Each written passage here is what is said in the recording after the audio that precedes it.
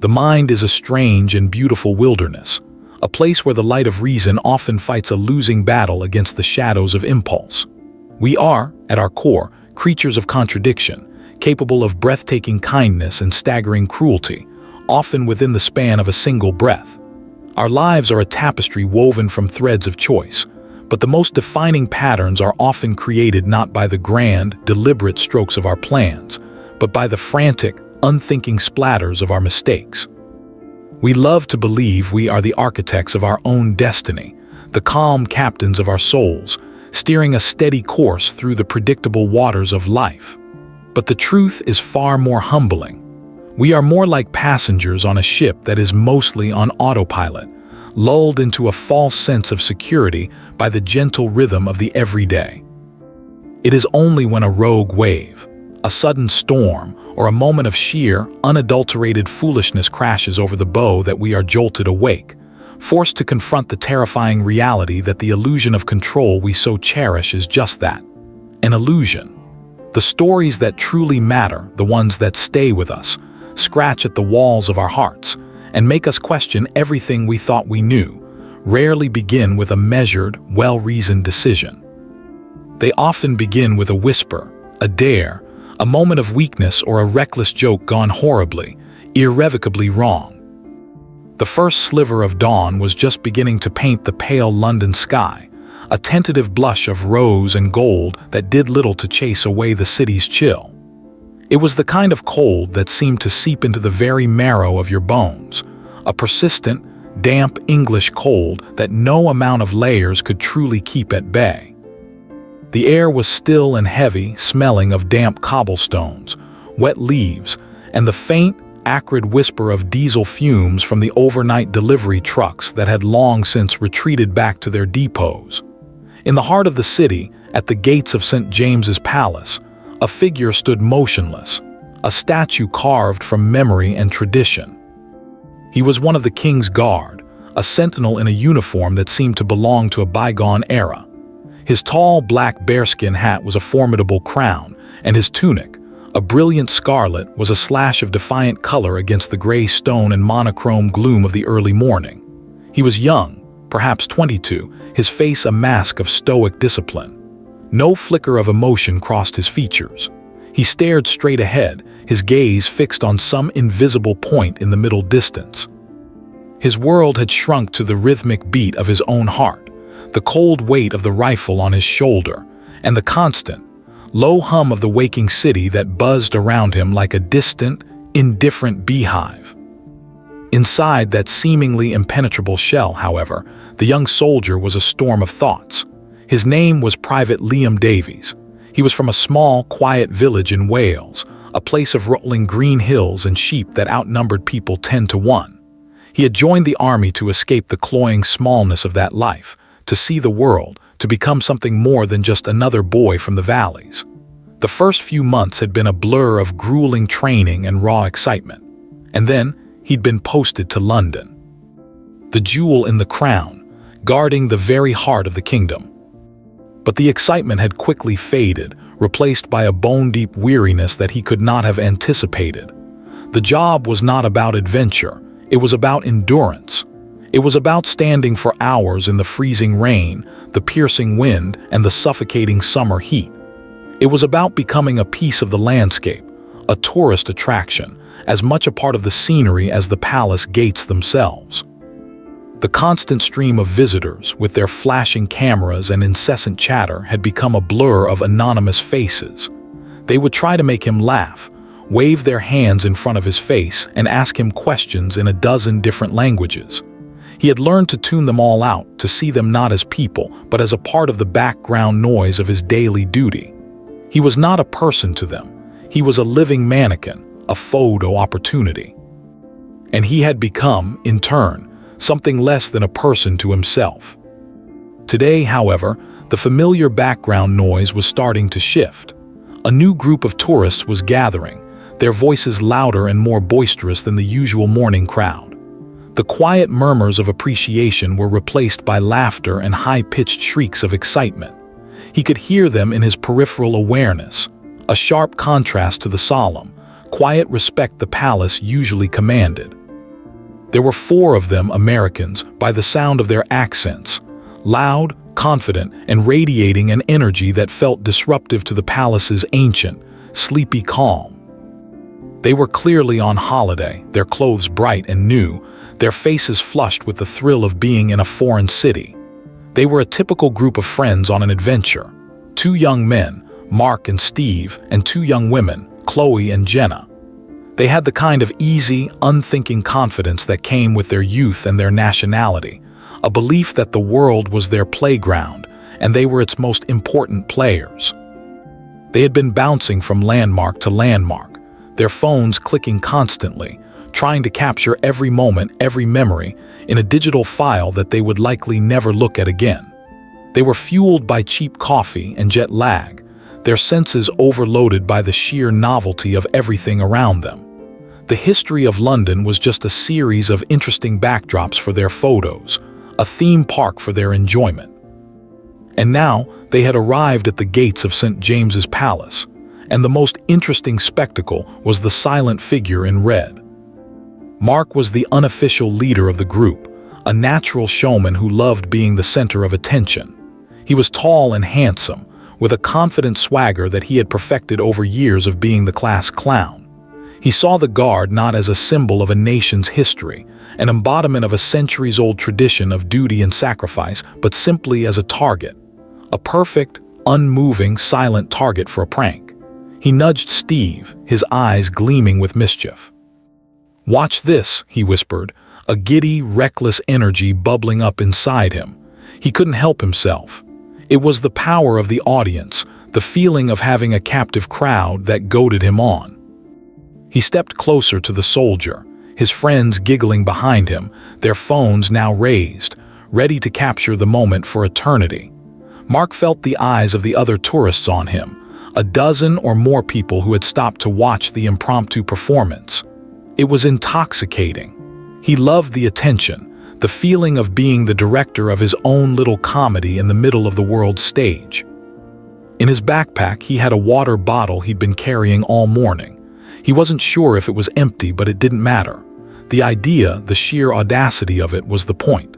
He was going to spray the guard as if he were watering a plant. He saw it as a harmless prank, a funny video that would get 1 million likes on social media. He didn't see it as a violation, a disrespect, or an assault. He saw it as fun. Liam, inside his stoic shell, sensed the commotion escalating. The loud, boisterous voices were getting closer. He could feel the eyes boring into him, 100 invisible needles against his skin. He had been trained for this. He had been trained to handle any threat. He could disarm a man, subdue an attacker, and follow a rigorous protocol for any kind of hostile situation. But there was no training for this. For a grinning tourist and a plastic water bottle, what was he supposed to do? There was no protocol for a prank. The threat was so mundane, so childish, that his highly trained mind simply refused to process it as a real danger. It was a gaping hole in his defense, a vulnerability he didn't even know he had. He heard the playful, high-pitched giggle of one of the girls. He heard the sharp, involuntary intake of breath from the other tourists, a collective gasp of anticipation. And then, a second later, he felt it, a fine, cold mist of water exploding across his face. The shock was absolute. 1,000 tiny, freezing droplets clinging to his skin, running down his nose and seeping into the corners of his eyes. The liquid, mixed with the faint, unpleasant taste of cheap plastic, filled his mouth. For a single, eternal second, he was frozen, a statue not of tradition but of pure, disbelieving shock. The world around him, the palace, the tourists, the sky, seemed to dissolve into a blurry, chaotic mess. The only reality was the shocking, freezing wetness on his face and the roaring, deafening silence in his own head. The joke was on him. For the first time in months, Private Liam Davies was not a statue. His mind didn't just snap, it shattered. A dam of discipline, built over years of brutal training and relentless self-control, burst wide open. The urge to act, to do something, was a primal, overpowering scream in his head. The line between the professional soldier and the angry young man from Wales had just been erased. The quiet, unthinking calm that had been his shield for so long was gone, replaced by a white-hot, all-consuming rage. His training, his honor, his duty, all of it was incinerated in that instant. He wasn't a symbol anymore. He was just a man, a humiliated, furious man who had just been publicly assaulted and made a fool of in front of a crowd of strangers. The red haze descended, and he exploded. The world, for Liam, had shrunk to a pinprick of incandescent fury. The sound that tore from his throat wasn't a word, not an articulate protest or a military command. It was a raw, guttural roar of pure, unadulterated rage, a sound that seemed to rise from a place far deeper than his lungs.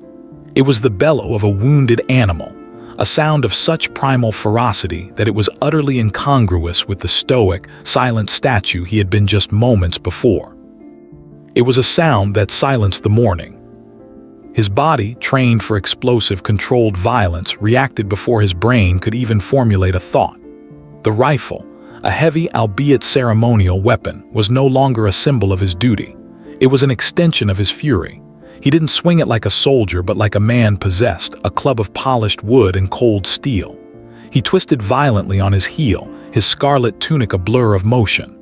The world was a smear of gray stone, black hats, and gaping, horrified faces. The only clear image in his vision was the grinning, stupid face of Mark, frozen in the act of lowering his water bottle, his expression shifting from amusement to a dawning, horrifying realization. There was no calculation in Liam's strike. It was a wild, sweeping arc driven by a force he could not control. The butt of the rifle connected with the side of Mark's head with a sickening, dull thud. The sound wasn't loud, but it was final. It was the sound of a pumpkin hitting pavement.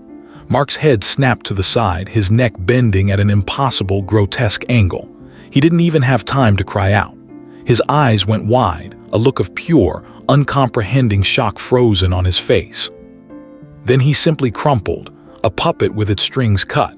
He fell to the damp, unforgiving cobblestones with a heavy, lifeless thud, lying in an unnatural, broken heap. A collective scream tore from the crowd. The tourists who had been watching the spectacle with amused detachment now recoiled in horror. The sound was a cacophony of disbelief and terror. Women shrieked. Men shouted.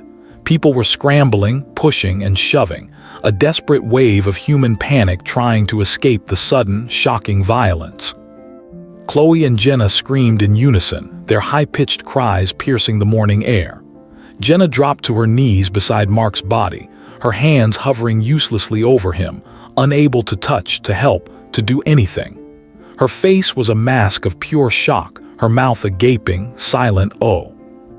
Chloe grabbed at Steve's arm, her fingers digging into his flesh, her eyes wide with terror, unable to tear her gaze away from the pool of dark red blood that was beginning to spread from Mark's head, soaking into the ancient cobblestones. Steve stood frozen, his face pale as the stone around them. He looked from the crumpled form of his friend on the ground to the soldier who was now standing over him. Liam was no longer a silent guard. He was a terrifying figure of fury. His chest was heaving, his breath coming in ragged, gulping gasps. His eyes, which had been a calm, disciplined gray, were now wild and unseeing, a maelstrom of fury and shock. The white spittle had dried on his lips. He stared down at his handiwork, at the unconscious American at his feet, and a flicker of confusion was beginning to slowly cut through the red haze of his rage. His mind was still screaming, but the noise was starting to clear, allowing the first tentacles of a horrifying, paralyzing reality to creep in. Other guards had seen the commotion. From their posts, they had witnessed the entire incident, frozen for a moment in their own shock. Now they were moving, their training kicking in. They ran towards Liam, their heavy boots thumping rhythmically on the cobblestones. They were calm, professional, but their faces were grim. They knew the protocol for an attack, but this wasn't an attack. This was one of their own, a brother in arms who had just lost his mind. One guard, a burly sergeant major named Baker, a man with 30 years of service under his belt, was the first to reach him. He grabbed Liam by the arm, his grip like steel. "Davies, Davies, stand down, lad, stand down," he barked, his voice calm and firm, the kind of voice designed to cut through the fog of battle. But Liam didn't hear him. He was lost in his own head. He was seeing the face of his mother, his father, the recruiting officer who had told him he would make a fine soldier. He was a disgrace, a failure, a monster. The word echoed in his mind, a terrifying, damning accusation. Monster. The sirens were the first sound that brought him back. The wailing, shrieking sound of emergency vehicles, getting closer and closer. It was the sound of the world reasserting itself. The sound of reality crashing down on his broken dream. Police cars screeched to a halt at the gates. A massive, hulking police officer, his face like a slab of granite, was the first to approach. He quickly assessed the situation. A prone figure on the ground, a pool of blood, a soldier holding a rifle, and a terrified, screaming crowd. He reached for his taser. "Drop the weapon! Drop it now!" he roared. Liam blinked. He looked at the rifle in his hands. It felt like it belonged to someone else. He dropped it. It clattered on the cobblestones, a sound that was far too loud, too final. The police officer was on him in an instant, slamming him face first onto the cold, wet ground. The sharp, relentless pain of being tackled, the feeling of the rough stone against his cheek, was a brutal, clarifying shock. He didn't resist. He was limp, a puppet whose strings had been cut by a different hand. He could hear the metallic click of handcuffs being slapped on his wrists. It was a sound he had heard 1,000 times in movies, a sound that now felt like the final nail in the coffin of his life. He was roughly hauled to his feet. The world swam around him. He saw the frantic paramedics, a blur of fluorescent yellow, kneeling beside Mark. He saw the unconscious tourist being placed on a stretcher, a cervical collar around his neck. He saw the blood, the beautiful crimson blood, being wiped from the cobblestones. The tourists were being ushered away, their faces a kaleidoscope of fear and shock. And then he was being dragged towards a police van. The ambulance screamed away, its sirens a taunting, final note. The crowd fell silent. The only sound was the soft murmur of the Thames in the distance, a sound that seemed to mock the quiet, tragic ending of a young man's life. He was thrown into the back of the police van, his hands cuffed behind him. The van was dark and cold, smelling of stale sweat and fear. The door slammed shut, sealing him in a world of darkness. The engine roared to life and he was being driven away from the palace, away from the life he had known. He was no longer Private Liam Davies, the King's Guard, the symbol of tradition. He was just Liam Davies, a man who had made a terrible, irreversible mistake. And the weight of it, a crushing, suffocating weight, began to press down on him. The story was no longer about a funny prank. It had become a tragedy with 1,000 different potential endings, all of them bleak and terrifying. The internal landscape of the police van was a universe away from the bustling streets of London. For Liam, it was a moving coffin, a metal box that amplified the sounds of his own despair. The rhythmic thrum of the tires on the asphalt was a dull, mocking heartbeat. The cold of the metal floor seeped through his uniform, a chill that mirrored the one that had settled deep within his soul. The world outside, with its screeching sirens and chaotic blur of lights, was muffled, distant, as if it were happening on a television screen that was playing someone else's life. His own life, the one he had carefully constructed with discipline and pride, had ended on the cobblestones of St. James's Palace. What was left was only the aftermath, the slow, agonizing process of picking up the shattered pieces. He was marched through the bustling, noisy corridors of the police station, a polar bear in a sea of sharks. The fluorescent lights hummed overhead, casting a sickly, unforgiving pallor on everything. The place smelled of stale coffee, bleach, and a faint, underlying scent of desperation. He was processed like a piece of cargo, his photo taken, his fingerprints smeared on a digital screen, his personal belongings cataloged in a plastic bag. The bureaucratic efficiency of it all was a chilling reality check. He was a number now, a crime, a problem to be solved. The officers who handled him were professional, but their eyes held a cold, dispassionate curiosity. They were used to violence, to the broken dreams and shattered lives that passed through their doors. He was just another statistic, another story of a life gone wrong. The interrogation room was a small, windowless box. A single, bare bulb hung from the ceiling, casting a harsh, unforgiving light on a simple metal table and 2 chairs. The walls were bare, painted a dull, institutional gray. It was designed to feel like a dead end. He sat in the hard, uncomfortable chair, the cold metal of the handcuffs biting into his wrists, a constant, throbbing reminder of his new reality. He stared at his hands. These were the hands of a soldier, a marksman, a man trained to kill. But they were also the hands that had taken a boy's life, hands that were now stained with a guilt he could never wash away. The door opened and 2 detectives entered. The first was a man named Detective Inspector Harrison, a weary veteran of the force. He had the weary, world-weary eyes of a man who had seen it all and was no longer surprised by anything. His clothes were rumpled, his hair was gray, and his face was etched with 1,000 tiny lines of disappointment. The second was a younger man, Detective Constable Miller. He was sharp, keen, and eager to make a name for himself. He carried a notepad and a plastic cup of water. They sat across from him, their presence filling the small, oppressive room with a heavy silence.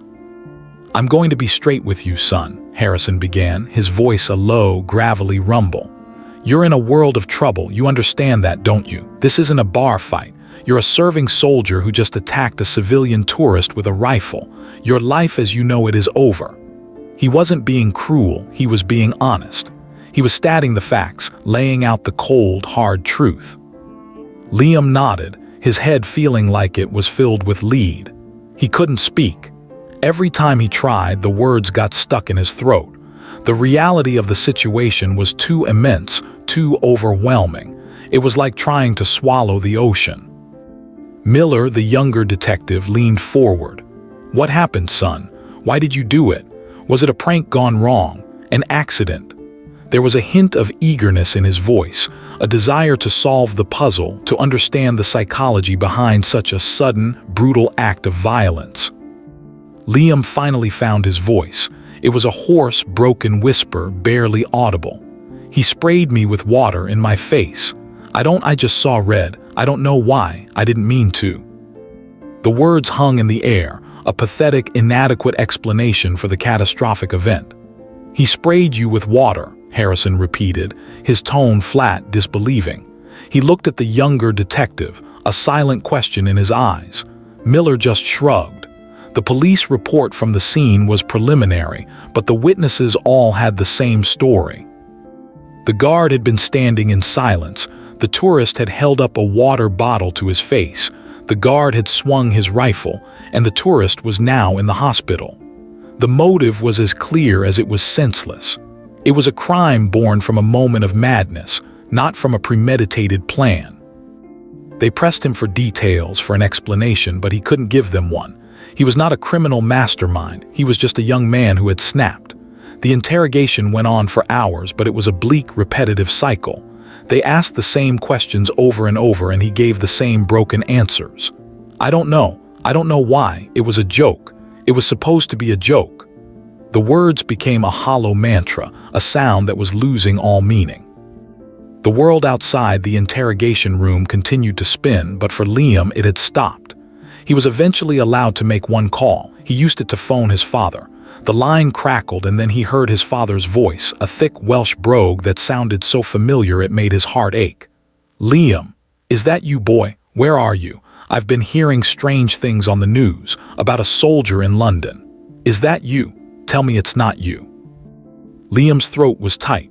He couldn't form a coherent sentence. He was a boy again, lost and terrified. "Dad, I'm in trouble. I've done something terrible. I think I might have killed a man." The words were out, a confession that hung in the air between them, a long, trembling silence. Then a choked sob on the other end of the line. His father, the man he had always looked up to as an unshakable rock, was crying. "Oh, Liam, my boy, what have you done? What have you done?" The line went dead. His father, his anchor, had been pulled away, and he was alone, adrift in a sea of his own making. He was taken from the interrogation room and led down a long, bleak corridor, past a maze of identical gray doors to a cell. It was a small, cramped space. A concrete slab served as a bed, a stainless steel toilet in the corner. The door clanged shut behind him, the sound of a tomb sealing. He was alone with his thoughts, the most brutal and unforgiving of all his enemies. He sat on the edge of the bed, his head in his hands, and he wept. The tears were hot and silent, running down his cheeks, mingling with the tears of a broken boy. He wasn't a soldier anymore. He wasn't a man. He was just a mistake, a tragedy, a cautionary tale. The next chapter of his life, if he even had one, would be a story of punishment. He had traded the quiet dignity of a guard for a life behind bars, and all because of a moment of uncontrollable rage. The courtroom was a cathedral of justice, a soaring space of dark, polished wood and hushed, reverent silence. It was a place designed to inspire awe and solemnity, a stage where the fate of men was decided by the cold, impartial machinery of the law. For Liam, it was the arena where he would be judged, where his entire life would be dissected and analyzed. The world outside was a blur of whispers and speculation, a media circus eager to feed on the spectacle of a soldier's fall from grace. His uniform was gone, replaced by a simple, ill-fitting gray suit that hung on his gaunt frame. He looked pale, hollow, and utterly defeated. He was a man carrying the weight of an entire world on his shoulders. His eyes were lifeless, staring at the judge's bench as if it were the edge of a cliff. He was flanked by 2 police officers, their presence a constant, silent reminder of his status as a prisoner. He was no longer a soldier, a protector. He was a defendant, a man accused of a terrible crime. The constant, low murmur of the courtroom was a gentle roar in his ears, a background hum of judgment. He had pleaded guilty. There was no point in a trial. The evidence was irrefutable. He had struck a tourist with a rifle, and that tourist, Mark, was still fighting for his life in a hospital bed. The victim's family was in the front row, their faces pale and drawn. His mother and father were not there. He had told them not to come. He couldn't bear to see the disappointment in their eyes, the shame that he had brought upon their name. The prosecution was led by a stern, sharp-eyed woman named Ms. Anya Sharma. She was ruthless, her arguments as cold and sharp as a surgeon's scalpel, dissecting his actions with a chilling, clinical precision. He was not a soldier on a battlefield, she declared to the court. He was a guard. His duty was to stand and watch. He was not authorized to use his weapon, not even in self-defense against a threat that was so absurdly mundane. His reaction was not a soldier's act of defense. It was a man's act of uncontrollable, violent rage. She painted a picture of a man who had lost control, a man who had let his pride get the better of him, who had let a moment of humiliation turn into a lifetime of regret. The prosecution was relentless, their arguments a systematic dismantling of everything he had been. But it was the testimony of Mark's father, a man named James, that truly broke him. James was a quiet, unassuming man. He spoke with a simple, heartbreaking dignity. He was not seeking revenge. He was speaking from a place of unimaginable pain. He was a father describing the son he had raised, the son whose life had been shattered in a split second of violence. "Mark was my only son," he began, his voice trembling slightly. "He was a good boy. He loved to laugh. He was always the life of the party. He had just graduated from college. He was going to be a teacher. He wanted to make a difference in the world to help children. He wasn't a soldier or a criminal. He was just a boy on his first trip abroad." Boy who was, he was just being silly. He was being young and foolish. He made a mistake. We all make mistakes. But his mistake cost him his future. And it has taken my son. He is still in the hospital. The doctors say he may never walk again. He may never speak again. He broke down then, his grief a palpable, suffocating presence in the room. The silence in the courtroom was absolute. Even the journalists, hardened by years of covering tragedies, seemed to have stopped breathing. The judge, a weary, ancient man named Justice Sir Alastair Finch, listened to it all with a stony expression. He was a man who had seen the very best and the very worst of humanity pass before his bench. He looked down at Liam, his eyes holding no malice, just a deep, profound sadness. He then spoke. his voice a low, resonant boom that silenced the room. "Private Davies," he began, his words measured and deliberate. "I have seen men stand before me for murder. I have seen men stand before me for theft. But rarely have I seen a man who has managed, in a single, thoughtless act, to so completely and utterly destroy his own life and the lives of so many others. You were a soldier. You wore the uniform of Her Majesty's Armed Forces. You were a symbol of service, of discipline, of duty. You were trusted. And in a moment of petty rage, you betrayed that trust. You extinguished a promising future and shattered a family. The act itself was foolish. Your reaction was catastrophic. The law cannot forgive what you have done, but it can and it will deliver a punishment that is proportionate to the crime." The judge's voice was firm and unyielding. It was the voice of the law delivering its verdict. Liam felt a cold dread creep over him, a darkness that was deeper than any cell. "There was no premeditation," the judge concluded. "It was an act of impulse, of a moment of madness. But that does not absolve you of the consequences. You will serve 12 years in prison for grievous bodily harm. The sentence is to be served with hard labor, and you will be dishonorably discharged from the armed forces. You are no longer a soldier. You are a convict. The court is adjourned." The finality of the words hit him like a physical blow. The gavel slammed down. He was being led away, his feet dragging on the polished floor. He saw the face of the victim's father, a face etched with a profound, heartbreaking sorrow. He saw his own reflection in the polished wood of the courtroom, a ghost of the man he used to be. The soldier was dead. He had just been given a new identity, inmate number 4768. The prison was a world of gray and steel, a place of constant noise and grinding monotony. It was a landscape of clanging gates, shouted orders, and the endless, rhythmic tapping of boots on concrete floors. The first few months were a brutal haze. He was a target. A former soldier, a guard who had attacked a tourist, he was a pariah. The other inmates, men who had been convicted of far worse crimes, despised him. He was the definition of a traitor, a man who had been trusted with a weapon and used it against a defenseless civilian. They made his life a living hell. They stole his meager possessions, tripped him in the hallways, and whispered threats under their breath.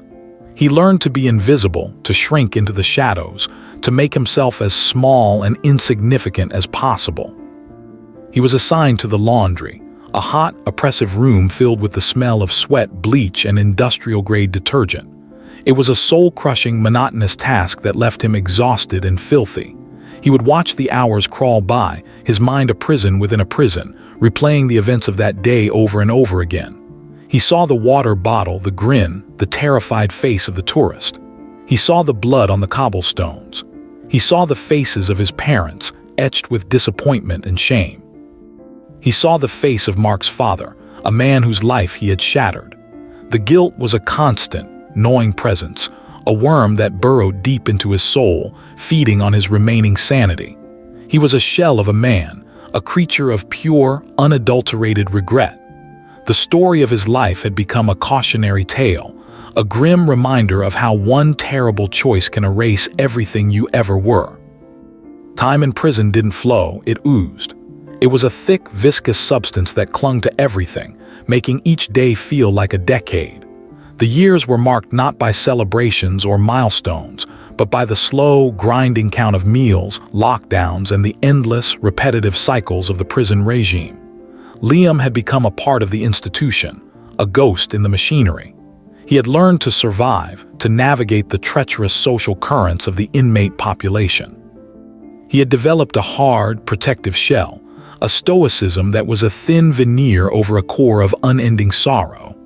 The bright-eyed soldier was gone, replaced by a man who was perpetually tired, perpetually haunted. He had been in prison for 5 years when the letter came. He had been summoned to the prison's administrative office, a rare and terrifying event.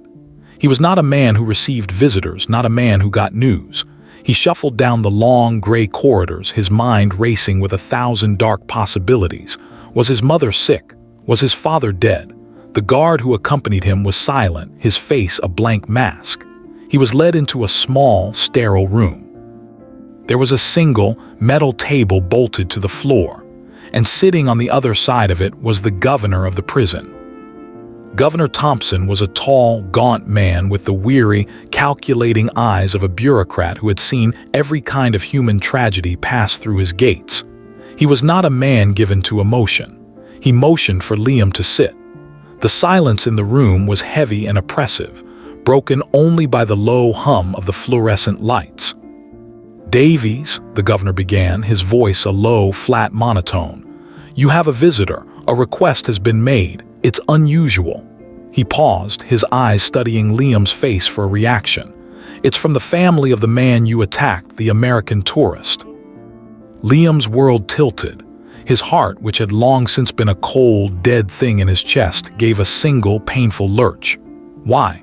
Why would they want to see him? They had every right to hate him, to despise him. He had taken their son, their brother, their friend. He felt a cold, familiar knot of anxiety tighten in his stomach. "Why?" Liam asked, his voice hoarse. The question was barely a whisper, a small, broken sound in the large, sterile room. "Is it to confront me, to tell me what a monster I am? I know what I am." Governor Thompson shook his head slowly. "No, he's made a recovery, he's still in a wheelchair, but he's able to talk. They say," he paused, a flicker of genuine confusion in his eyes. "They say he's been following your story, he's been reading about you. He wants to meet you. He says he needs to see you." The confusion was a whirlwind in Liam's mind. A man he had almost killed, a man whose life he had shattered, wanted to see him. It was a test, he thought, a psychological torment, a last cruel twist of the knife, but there was no choice. The request was officially sanctioned. He had to go. The meeting was in a private room, a small, quiet space away from the noise and chaos of the main visiting area. He was led in, his hands cuffed in front of him, his heart hammering against his ribs. When the door opened, he saw a man sitting in a wheelchair. It was Mark, a ghost of the vibrant, laughing young man who had sprayed water on him all those years ago. His face was still handsome, but there was a deep, profound weariness in his eyes. A thin, pink scar ran across his temple, a testament to the blow that had almost killed him. He looked up as Liam entered, and their eyes met. Liam could barely breathe. He saw the fear in Mark's eyes, a reflection of the fear that had been his own for 5 long years. He saw the anger, the pain, the confusion, and then he saw something else, something unexpected, a flicker of something that looked almost like pity. Mark broke the silence. "Why did you do it?" he asked. The question was simple, direct, and it hung in the air between them. It was the same question Liam had been asking himself every single day. It was the same question he had never been able to answer. "Please," Mark continued, his voice soft but firm. "I need to know. I understand it was a prank, a stupid, childish prank, but it was just water. Why did you explode? I've been thinking about it for years. I need to understand. I need to put this to rest." Liam felt the walls around his heart crumble. All the carefully constructed stoicism, the years of bottled-up rage and shame, came flooding out. He started to talk.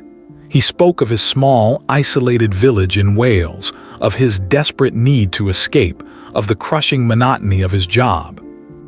The endless days of standing like a statue while the world laughed at him. He spoke of the pressure, the feeling of being stripped of his humanity, of being reduced to a piece of the scenery. "It wasn't just the water," Liam whispered, his voice cracking.